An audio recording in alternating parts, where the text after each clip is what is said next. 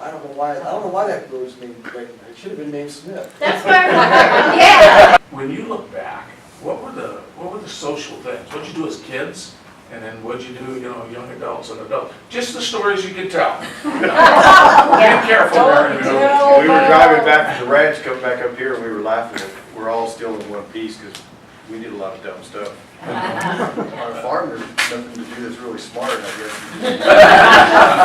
You're still That here. isn't work, but Please. there was a sense of community, and all of our nearest neighbors were our help, and so Jesse and Robert and everybody were our best friends, and they were there with us, and they were part of our family, and our ranch hands were our best friends, and their children were our best friends, and Stanfield, we were a minority at Stanfield. My grandmother wanted us to be taken to Phoenix to school.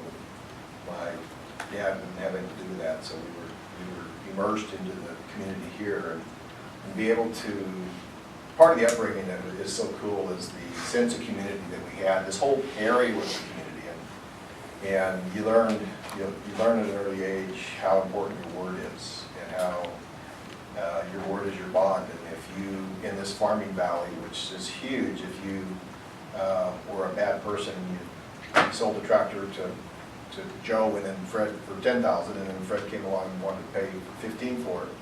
You can't do it because you gave your word to Joe that you would sell it for $10,000. And if you sold it to Fred, everybody knew that your word was worthless. And so my dad farmed out of he had a little notepad in his pocket, and he had no contracts. Everything was done by word.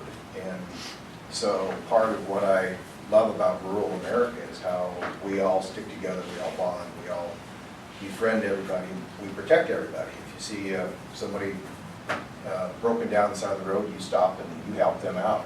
And you just that's not what goes on in the city, and it's really sad to see. We all went to Stanfield School, so Stanfield was as big as Maricopa back then, or even bigger.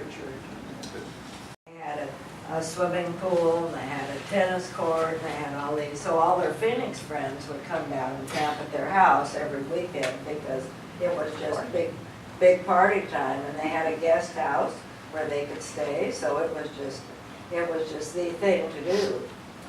Yeah. The pool and the tennis court and the house were all made by the farm, the farm labor and dad. I mean, everything was homemade. There wasn't a pump like, normal pool now. It was, they'd fill it up until it got nasty and then drain it into the orchard. Yeah. And then they'd fill it back up again. The pool got nasty, so Mom actually painted the pool.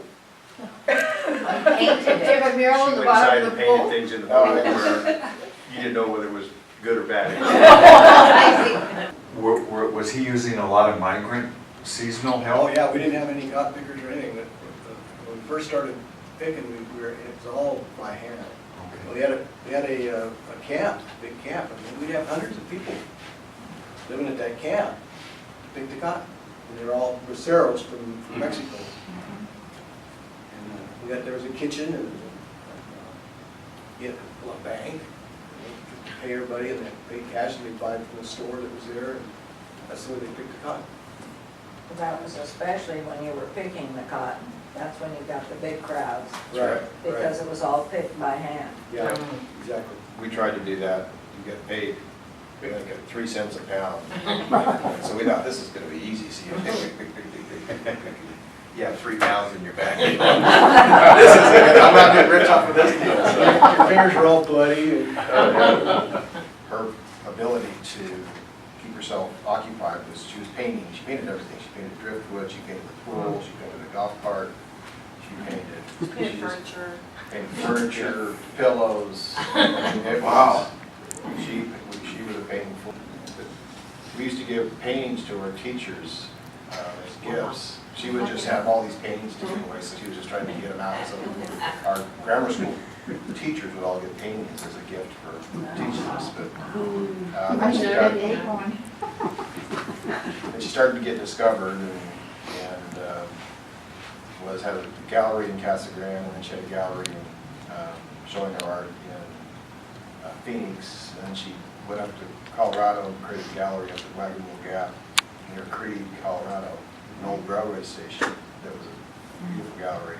she took some to Paris too. She studied in Paris, Paris American San Miguel Day. San Miguel reception.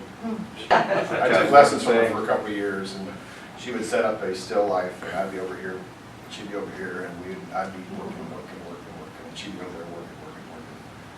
And I'd then look over there and go, oh, wow. That's how it's done. I'm an engineer, and all my lines were straight. Oh. I don't think they're in galleries. They're in a lot of houses in Phoenix. Yes. And they're in a lot of, we're constantly seeing Vadas when we visit people. And so there's a lot of. She did a lot of banks too. Yeah, United Bank did the whole bank with her paintings. Oh. In Phoenix, you mean? Phoenix, yeah. Wow. So. There's an orthodontist in Phoenix that got lots of her paintings too, because that's how she helped Dad pay for my brother and I to have braces in my So she paid for my bracelet. Oh, well, yeah, there you go. She didn't want money, she wanted her artwork. Yeah, they didn't want money, they wanted her artwork. Had your mother gotten to the level of acclaim and where she was traveling and going and I mean, really getting recognized while you were still in school age? I would say high school for us, she really became regionally known and was showing in Phoenix by then. So we went from gifting paintings in grammar school to her showing and selling paintings in high school in Casa Grande to her going back up to Phoenix and showing and having a art gallery on Fifth Avenue in Scottsdale. Have any of you inherited the talent? You like to paint? We have some, Just I skip the don't, generations. you know, I did a lot of drawing and some watercolors, not nearly as much painting, but I do a lot of photography. So it's. So you have the artistic Yeah, eye. yeah. I've got some Susie paintings. You got some Susie paintings, you have. I've got a daughter that's very much, looks like Veda and Ah. is very creative like Veda. Wow. So we have, it skipped a generation unfortunately. Yeah, she didn't love it. She didn't like painting. She got tired of painting flowers. She told me that before she died. She said, you know what? Everybody wanted me to paint flowers. I painted flowers. We That's paid the what- bills, she but had you a know lot what? of flowers. I liked painting other things. Okay. The truth comes out. Well, yeah. They set it out and they created it. Wow. It's big, it's that wall right I there. went in there and took the photos that are in there. Yeah. And did you see the little stained glass with her name on it? No.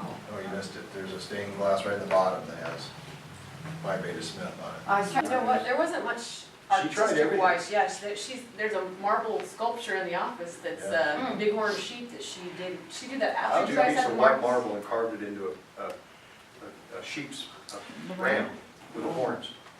Is that believable? She do do art with anything. Yeah. Yeah. And she literally didn't ever stop. I mean, Wow. there was never a time when she wasn't doing. She would take us all on vacations. We'd be sitting out on the beach and they'd be out there drawing pictures of the kids. Wow. We have a If she would series stop of- for lunch in an hour, she would have something drawn in a book. She had books of all her trips. And she would draw whatever scenery was there. And there's volumes.